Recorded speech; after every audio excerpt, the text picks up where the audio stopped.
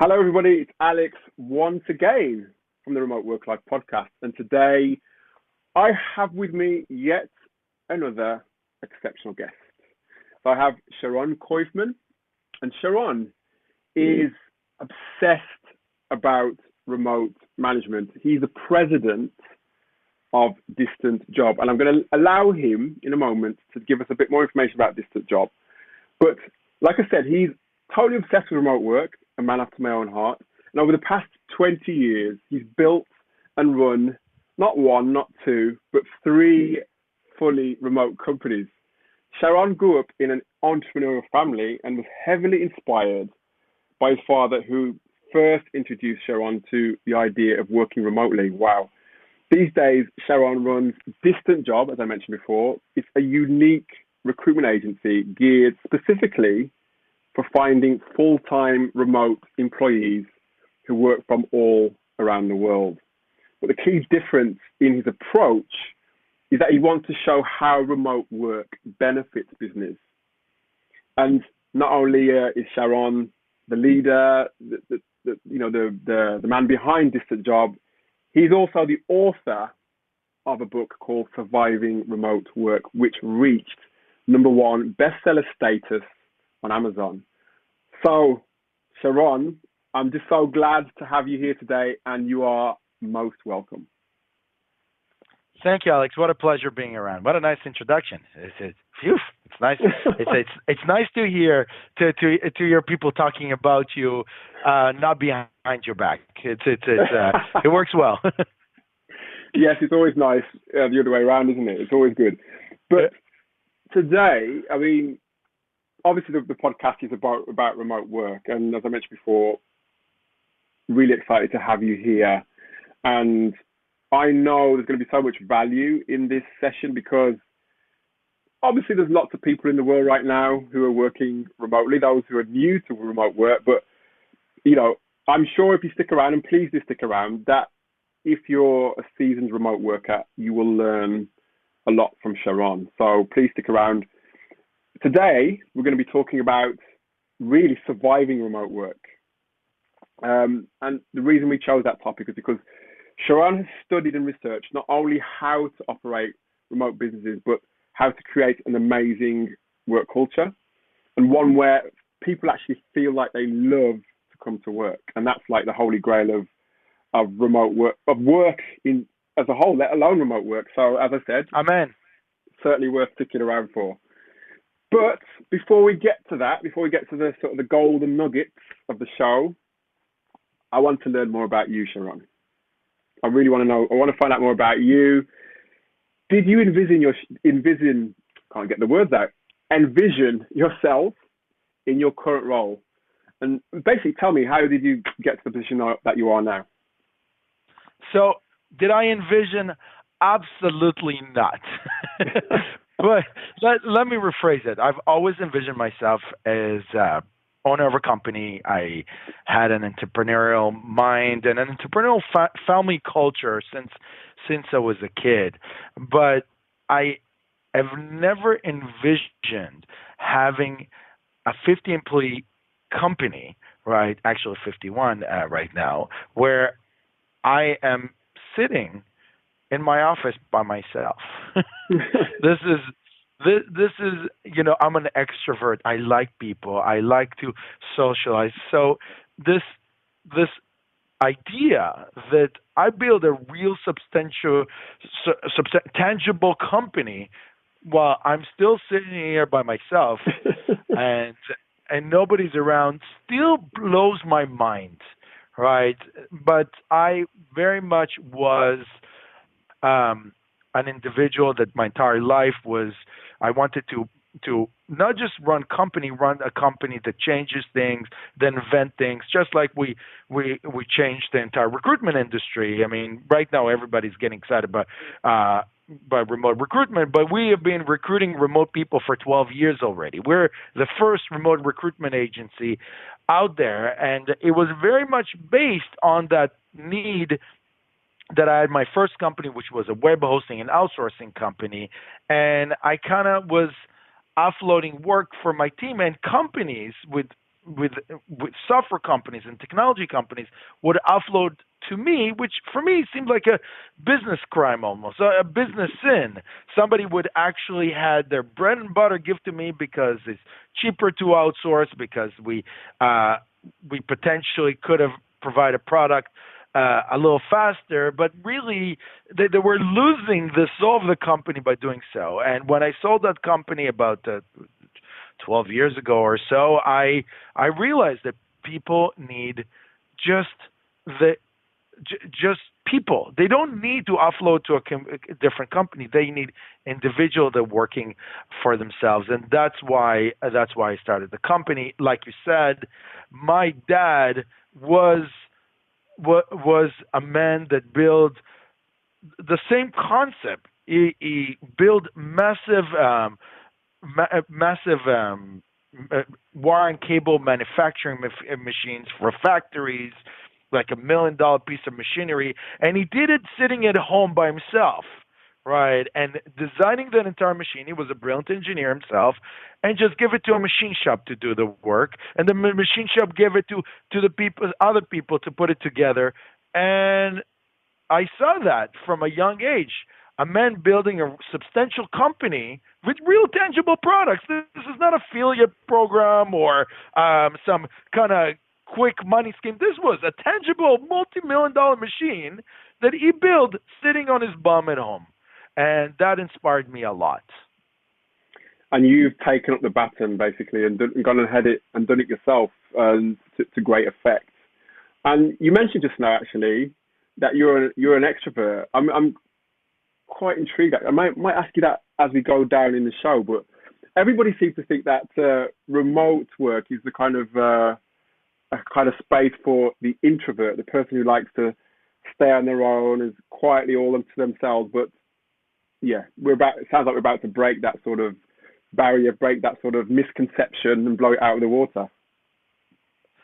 Look, first of all, the remote work is the ultimate equalizer. It is, it is the place for female workers to show more of their emphasis. It's for special need people. Suddenly, it's not a big deal. Everybody's sitting in front of the computer working. So if you're in a wheelchair, no big deal. Nothing changes, right? If you're from a poor environment, no big deal. You don't need to move to a wealthier environment or a community to succeed. If you're from a racial status that is often discriminated, no big deal, right? People seem to be quite the equalizer. But one of the things that truly has been equalized is the power of the introverts. And right now, introverts have the most power to shine, because usually in a physical office environment,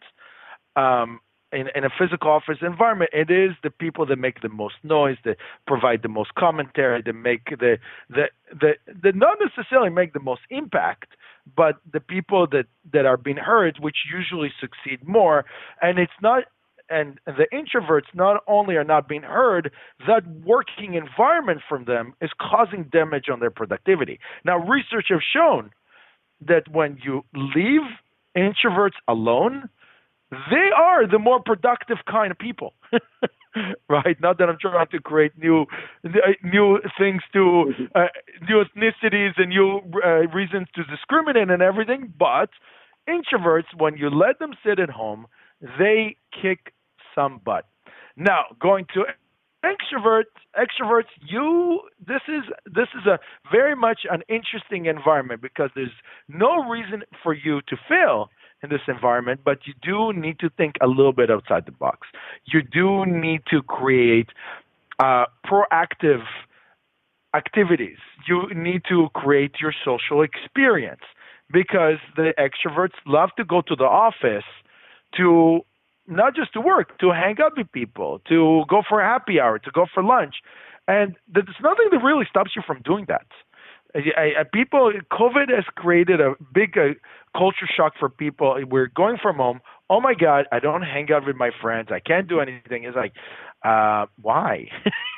You like people in the office?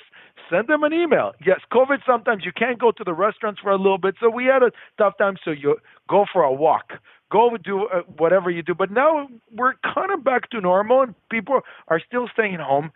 Call your buddies, send them an email. But something about the going from home makes you forget that you had a great social life and a great social experience. And that is why people fail mental health wise when they go remote. They forget about the things that they like in the physical world because you can just sit at home and be lazy. But you shouldn't be lazy with your social experience. It's very, very important, not just for your mental health, but for productivity in general. And this is what I focus every day.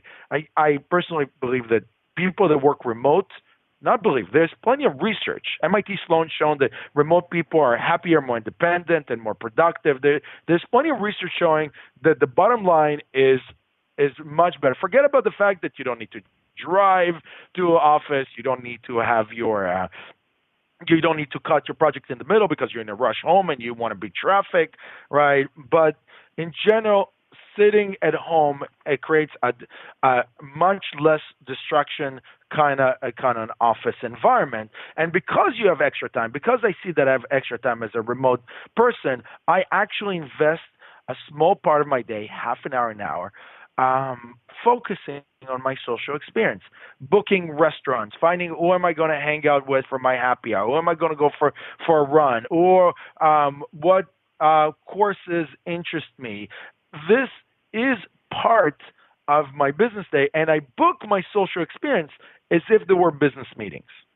I think I got ahead of myself a little bit about the questions, but yes, this is my advice because yes, introverts have the advantage on this one, but extroverts can live a perfectly happy life if they remember that they're extroverts. Yeah. People almost forget that. And if you are a person that social experience elevates you, gives you motivation, gives you energy, you got to book those activities. And life will be perfectly as good as if you were going to an office. Love that. I love that. And I think I'm one of those introverts, actually, where I feel as though since I started working remotely, my whole work ethic, not my work ethic, but my productivity has changed completely. I can just focus on what I want to do, what I need to get done in the day. I can get things done more quickly than I used to get done. So I'm completely with you there. And I saw a post actually on. So go ahead, Sharon.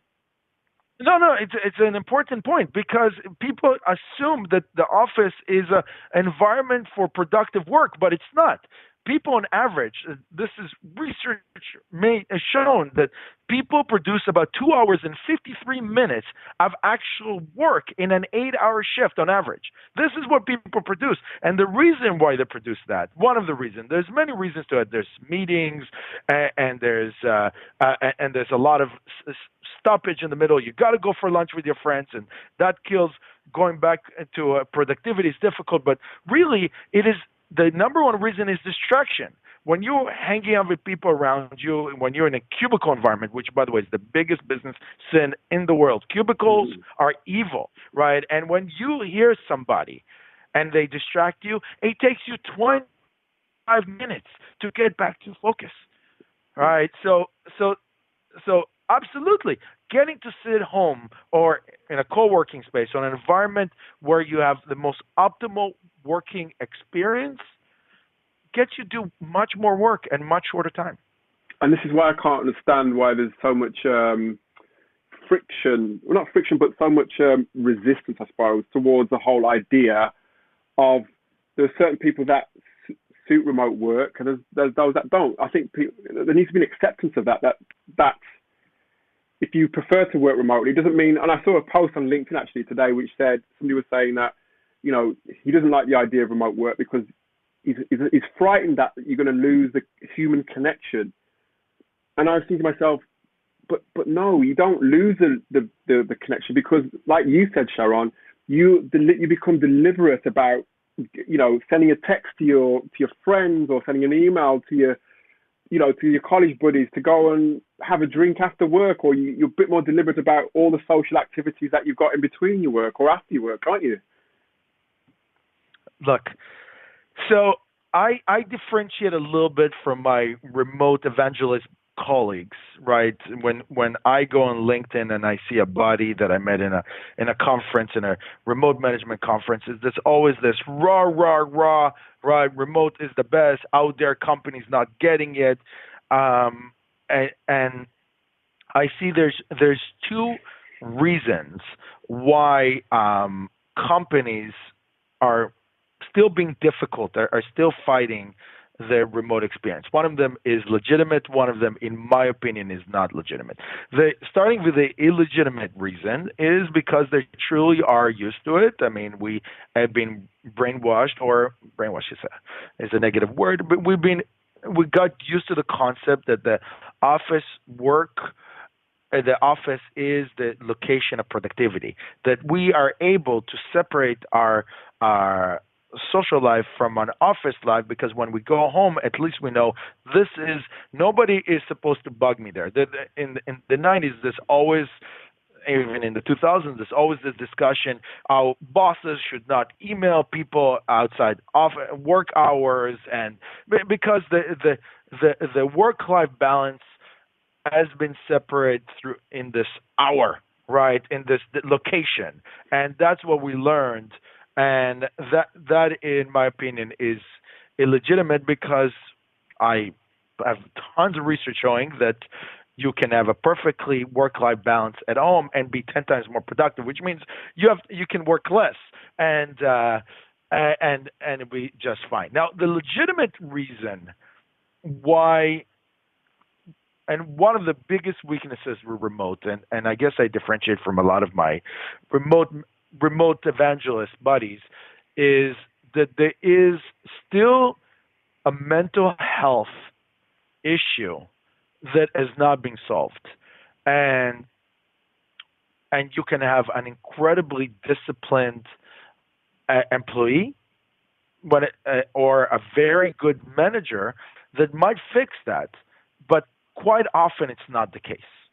And if you do not have a manager that is proactively getting intimate with his employees, getting to know them, paying attention to mental health, pay attention to burning out or underworking, the reality is that while you might get incredibly productive people, so you get some serious productivity, but you might not get longevity.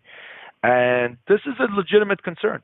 This is a legitimate concern that when people sit at home and you don't have employees that, like me, that understand that I need to be proactive in my social experience, and vice versa, you don't have managers that are paying attention to that they might just disappear into, as I call, remote la-la land.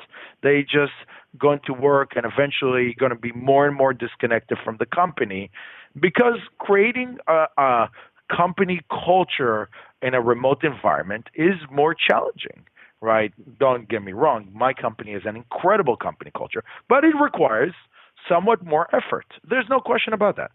Yeah. And this is why it's so important not just to not just dive into it and think, okay, I've got a remote company now that we're all working from home. It takes a lot more thought, a lot more, sort of, as you said, dedication in terms of all the different aspects of remote work before you can really begin to I suppose, at least begin to check off all the the boxes that you need to check off in order to support your team and have the business working in operating in the right way. So, well, that's good. That could be the discussion, a deeper discussion for another podcast. But I'm still intrigued to know a bit more about you. Sure. I mean, you, Sharon. Obviously, the business now is growing. 12 years now. You've been in with distant job, but again, I mean, I've never come across an entrepreneur or business leader or somebody in their career who has, it's all been plain sailing. There's always setbacks. There's always, challenges to overcome. I mean, I suppose what's been your biggest challenge that you've had to recover from, and how did you go about that? Well, so it's not just 12 years; it's about 20 years of business. But in the last 12 years, there was huge amount of challenges. I mean, the obvious and the boring challenge is become profitable, right? It's always an obstacle, and it's always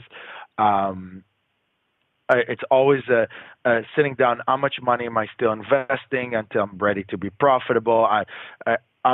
And it's a continuous, ongoing experience. And probably from my first business, one of my challenges, because I was 25 years old and still not an experienced manager, is not understanding your numbers. Because if you're playing these games, you really, really, really got to know your cost. But that's a boring, usual, everyday boss challenges. I think it's more relevant to the world that I live in. One of my biggest challenges that I experienced throughout my years until today, it's not 100% solved, is how to evaluate the effort of my employees, how to understand, with remote, you like to give a little bit more freedom. And yes, certainly 5 years ago, based on research and learning that people are remote and more productive, but suddenly you don't have this capacity to say, at least I know that the person comes at 9 o'clock, types on his computer. It's probably on social media and everything, but at least he's typing on his computer and doing something, looking busy, and leaving at 5 o'clock. Here, you really need to sit there and to know, is this person doing anything, or is this person doing amazing? Do I award them? Do I not? And it is an incredible challenge. It is an incredible challenge to understand what the company is doing. In my first company, which was web hosting and outsourcing, I was not technically strong enough to understand whether my team are doing a good job or not. Thank God this is, when I sold that company, I knew very well that I will never make that mistake. I will never go into a business that I'm not a specialist in. And recruitment is definitely something that I do specialize in, very, very strong at, so I can evaluate. But it's still a challenge, because there's the challenge of worrying whether my employees are keeping up with me. There's a challenge that I am probably, as a boss of a company, more motivated, more productive than any one of my employees. So I can't even keep myself as a standard of what is appropriate productivity. So it's always a continuous learning. And the way that I fixed it is by creating an agile environment where they literally motivating each other, and I can see the standard, the maximal optimal standard that they can achieve without being burned out. But that was definitely one of my biggest challenges. Evaluating is my workers' efforts, and yeah. So, well, you must be doing a good job, because you're still, you're thriving. Your business is growing as well by, from all evidence that I've seen anyway, at least. And you were just talking there about learning. And that's one thing that, from the conversations that I have with various remote workers, especially those that are new to remote work, actually, is that there is a challenge of when you're in your career, you want to ideally to continue to learn, so that you can grow, so that you can develop, so you can overcome any challenges that you have and be as relevant and as current as possible, I guess, is another thing.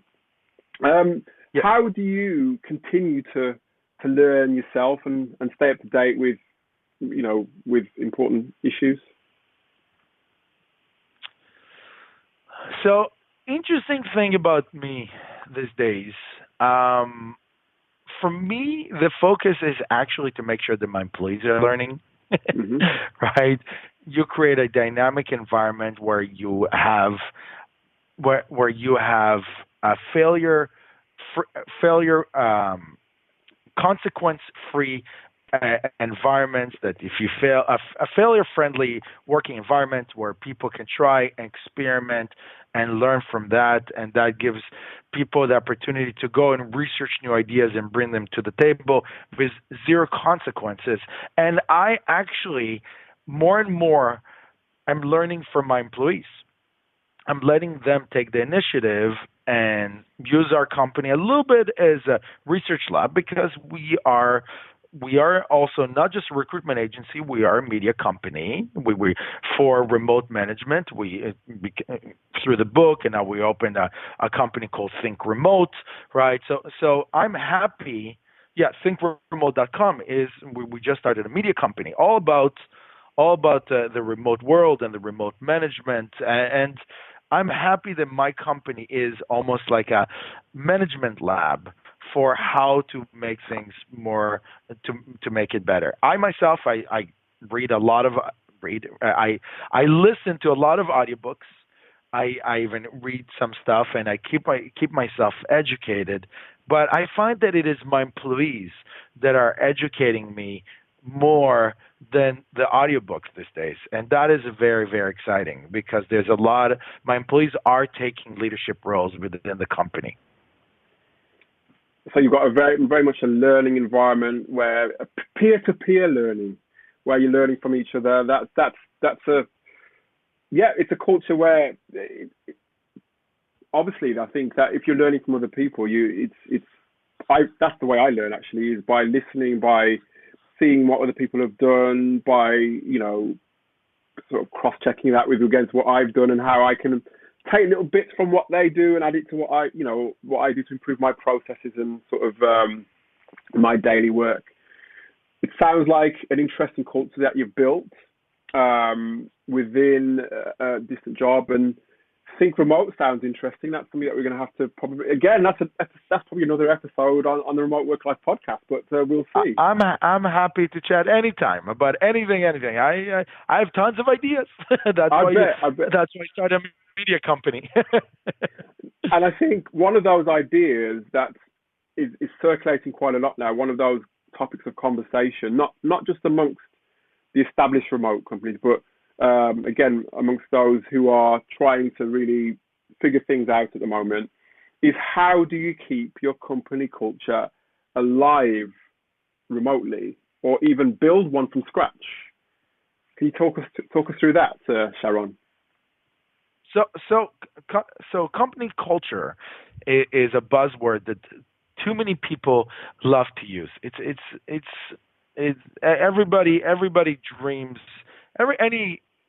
Any businessman under the age of 40 dreams about that Google happy hour, people sitting on bean bags, playing ping pong, always seems so jolly, and somehow they manage to produce so much. And this is what we envision as culture. But I've done a massive amount of research on culture, because it is one of the key components in keeping your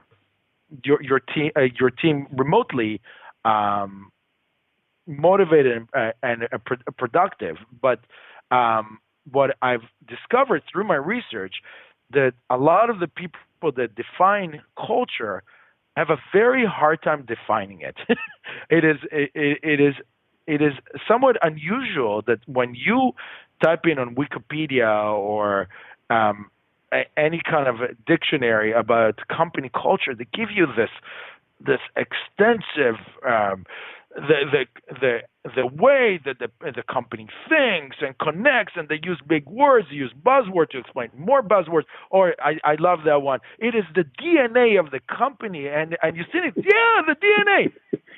What does that mean, right? And based on the definitions that people offered to me when I was trying to put a lot of emphasis on culture, I realized that it's not helpful at all, and the guides to create culture were so complicated.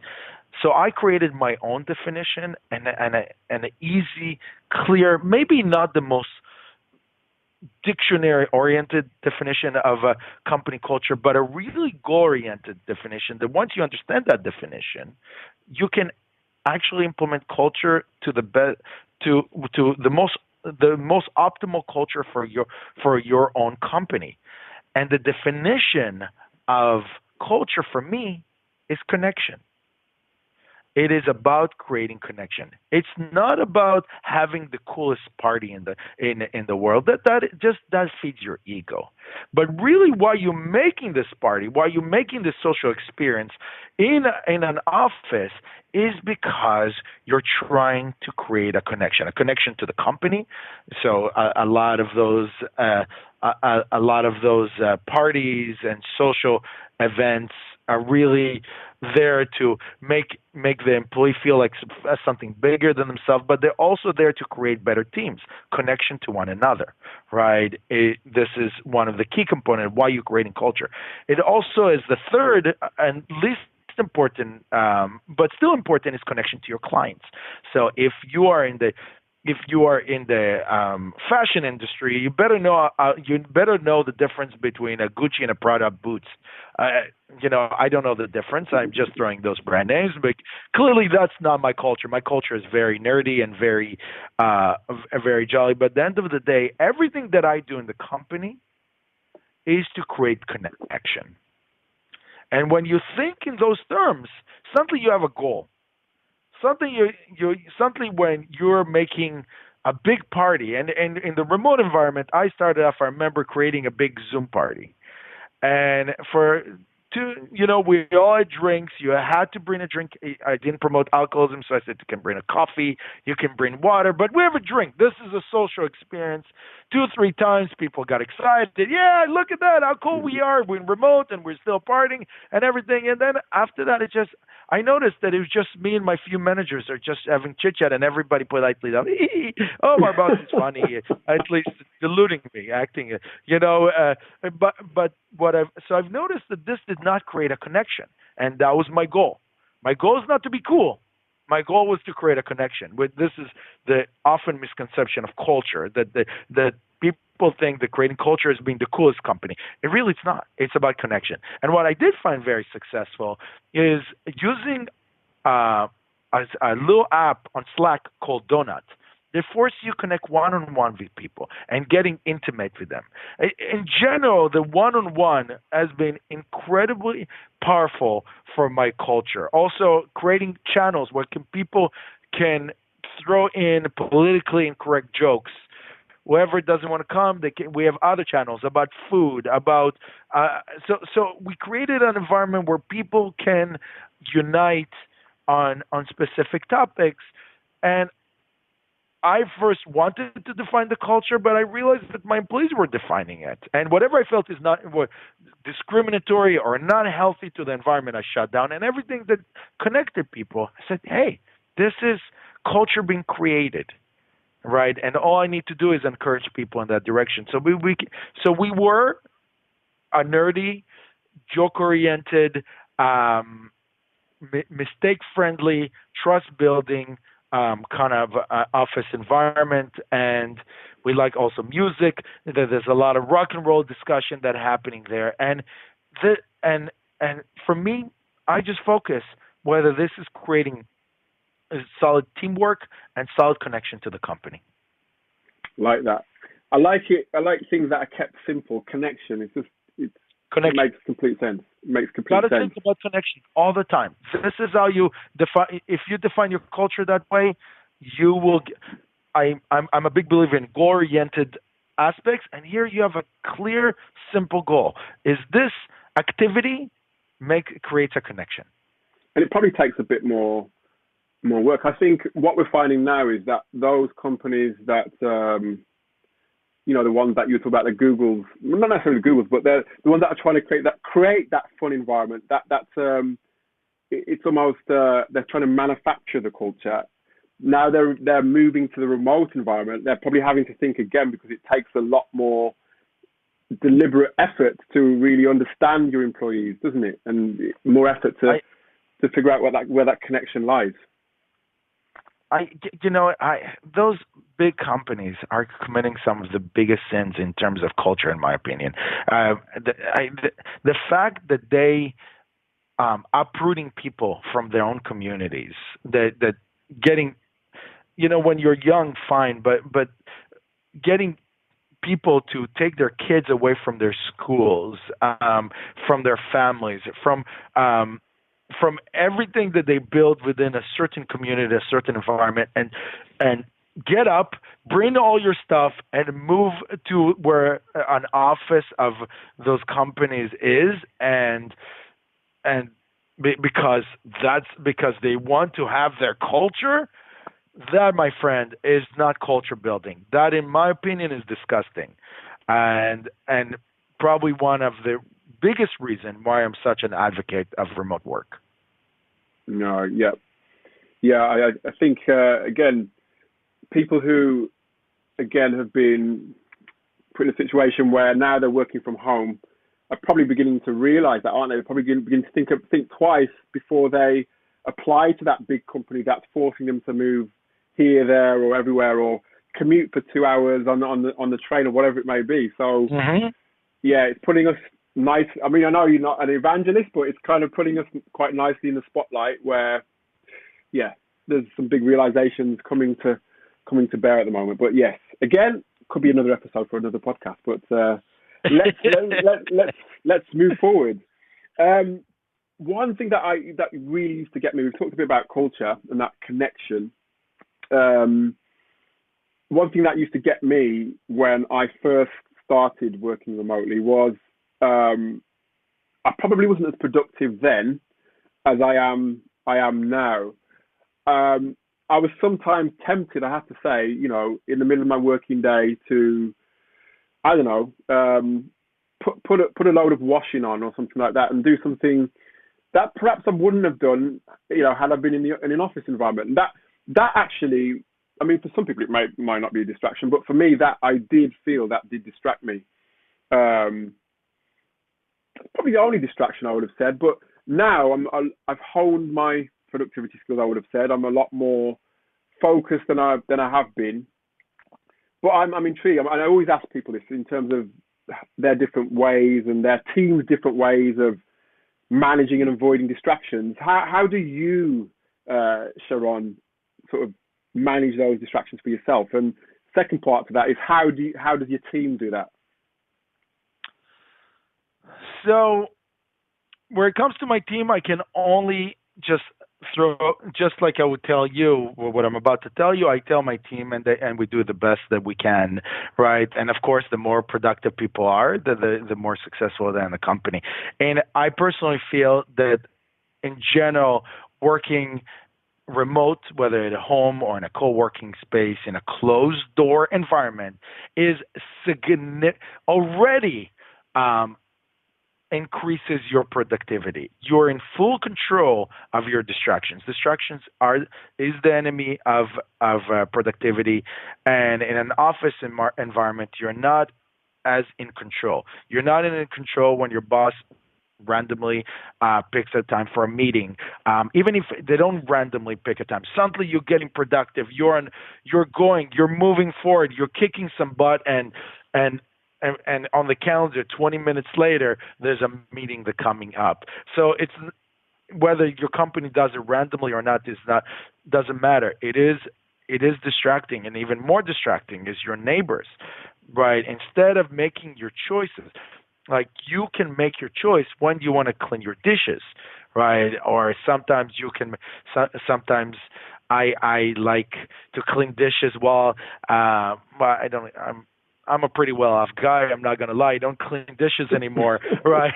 But, sorry, that made me sound very snobby. But when it was the case, right, when it was the case that I did wash my dishes, I actually like to be on the phone talking to one of my employees. And it was actually one of the activities that I love to do with my director of marketing specifically is go for a walk. We put our headset on, he puts our headset on, and it's like we're going for a walk. And when you go for a walk, a certain amount of blood flow goes just the perfect fit of blood flow goes out of your head, so you're not as distracted, and you can really think about creative things. Now I have a walking treadmill under me, so it's a stand-up table, so it's even a more exciting experience. For me, it really works well. But the idea is, going back to the original topic, is that you're in control when you're going to wash your dishes. This is huge. Now, how Now, the reality is that most people, especially on ADHD, extremists like me, managing productivity is very challenging. Managing procrastination is a huge thing. I can offer some advice how I beat procrastination, but yes, it is an everyday challenge, especially that you're sitting. Now you don't even need to fake to have that extra screen every time your boss passes by, and you don't want to show social media. You need to transfer to Excel sheet quickly. Now you don't even have that reinforcement, right? But the way that I beat productivity, I originally wanted I it's 15, 20 years in the research for me, and some of the best some of the best strategies that really worked for me. One was starting the Get Things Done program. I'm usually not a fan of gurus and coaches, but this guy hit the right spot for me. Not just how to create lists, but how to simplify the list.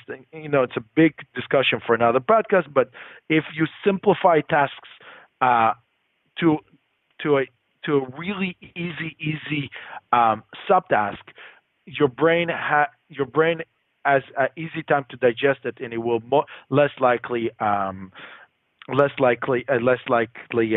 procrastinate. Also, I'm a big fan of app blockers. Right, I know they seem ridiculous. I know they can easily be hacked, but the 5 minutes that it takes you to hack an app blocker is the 5 minutes that your brain can go, whoa, what I'm doing, I can go back to work, and you don't go into the social media or the gaming or whatever that prevents you from working and gets you addicted. The last advice, and how I wrote 2 books in the past year and a half, and I swear it is an incredible strategy, right, is I didn't publish yet the second book. It's a political book. It's for a different day. But the way that I wrote it is the person that suggested that did not have kids, so he would say literally, wake up in the morning. Whenever you wake up, do the minimal things that you need to do, but minimal things, right? You got to brush your teeth, fine. And after that, and make sure that the night before you prepare your whatever you're working on. You want to work on a content, like I was working on a book. That document needs to open. Do your emails. Do not open your social media. Do not open this. Just go and do this thing, right? Without opening any of that. And I know it's scary not to open your emails, but nothing ever happens. That's why they send emails. They don't make phone calls. Go tackle this, and the rest of your day is going to be so incredibly productive, right? You're just on the moment and you can check your emails at 12 o'clock because that's what happens. Suddenly I'm like into this, type. I know for all the audio people, type. It just doesn't stop because I just woke up, I'm pounding it. And the reality with me, because I have 2 of the cutest kids in the world, sometimes I need to take them to school. I need to feed them. So yes, it is a distraction. I do whatever I need to do, right? Take them to school. And while I'm driving from dropping them off, I'm already my brain mission. I'm going to walk. I'm going to run to my computer and start typing. And that thing is a game changer. So those are the few, within the limited time, the few strategies that have really, really changed my productive game in terms of managing procrastination. And yeah, kids can be distracting. I've got 3 of my own. You've got 2 toddlers of your own. They can be distracting. You know, like you said, I do my school run, you know, all those different things. You know, there was one point where we had to do the homeschooling. That, you know, that's no longer the case. But it's. I think lots of people have faced that productivity challenge, especially those of us who have children. So there's so many bits and pieces I want to ask you, but like I said, for another podcast, especially the toddlers one. But I do have a question about how do you work from home with 2 toddlers?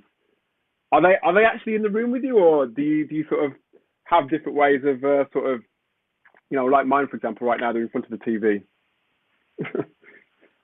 So I have a smaller kids, right? And and I just ship them to daycare.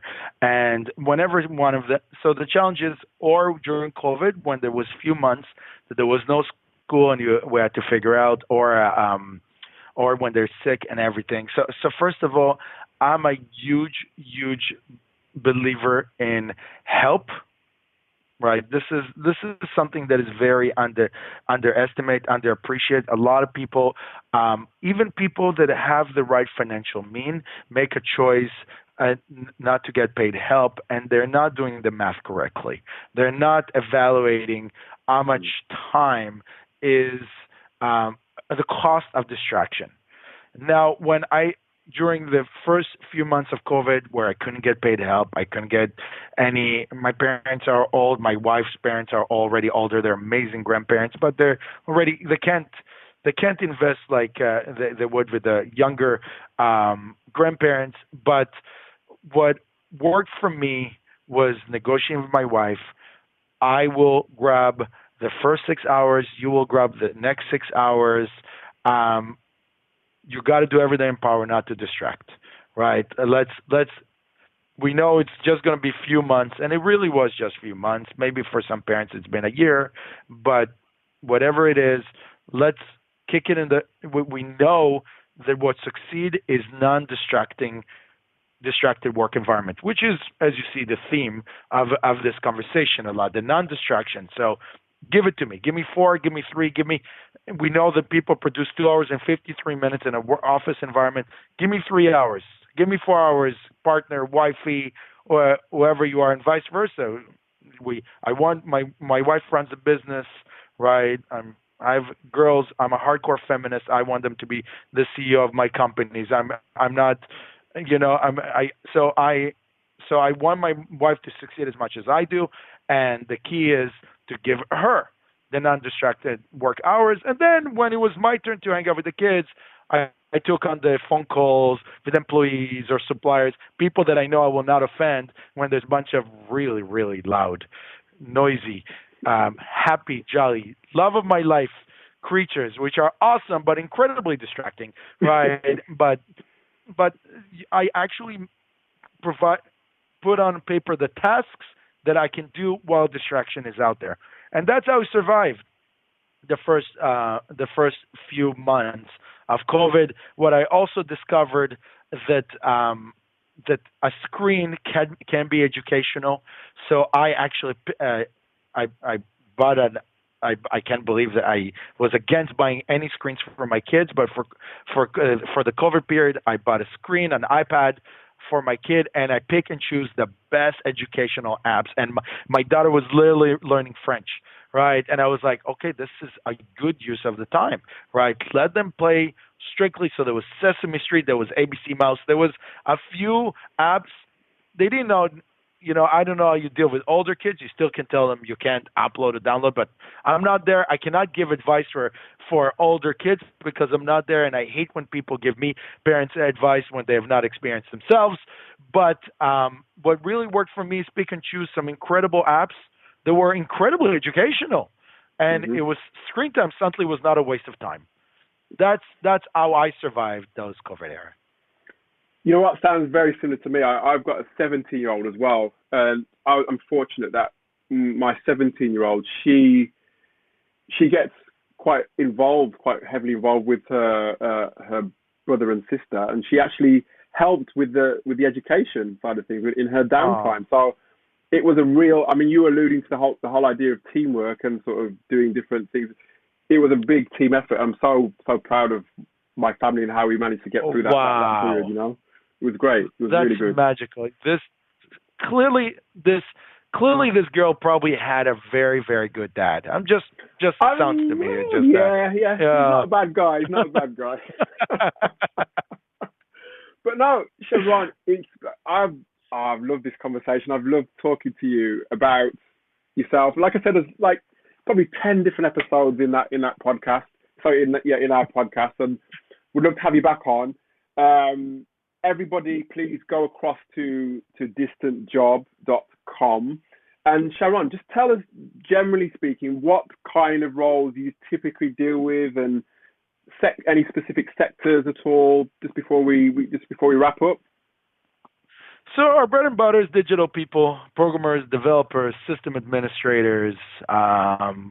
We even kind of trying to get into the accounting world, but IT is our specialty, right? And we find the best programmers, developers across the world. We solicit we solicit people in established companies and entice them with remote jobs. So we really find better people, find them faster, and an incredible value, right? And this is what we do amazing with Distant Job. Brilliant. Like I said, I would urge you, if you are hiring now, or don't just wait until you're hiring. Of course, you're not going to just wait until you're hiring. You have to plan ahead. So why not plan ahead by going to www.distantjob.com and checking out Sharon on LinkedIn, sharon.koifman. And I'll put both of those links in the show notes as well so you can access them easily. But Sharon, it's been a blast. I've loved that. Lovely to see you, and all the best with Distant Job and with thinkremote.com, and looking forward to hearing how you're getting on in the future. Well, thank you so much, Alex. It was really, really a fun conversation.